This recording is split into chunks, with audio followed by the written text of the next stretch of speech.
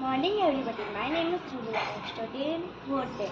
Today I am going to tell you about a remarkable woman Savitribai Phule.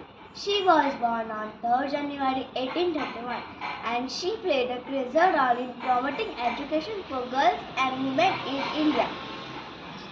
She is regarded as the first female teacher of India. The child marriage practice Savitribai Phule was married in 1840 at the age of 9 with 12 years old Jyotirao Phule. Savitribai and her husband Jyotirao Phule opened the first girls' school in Pune. इस देश या समाज की प्रगति तब तक संभव है जब तक वहाँ की महिलाएं शिक्षित न हो। अगर लड़की पढ़ेगी तो परिवार पढ़ेगा, परिवार पढ़ेगा तो सारा समाज पढ़ेगा। लड़की पढ़ाओ, लड़की बचाओ।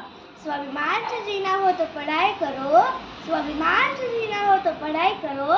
शिक्षा ही इंसान का सच्चा आभूषण है, शिक्षा ही इंसान का सच्चा आभूषण है। जय हिंद, जय भारत। Thank you.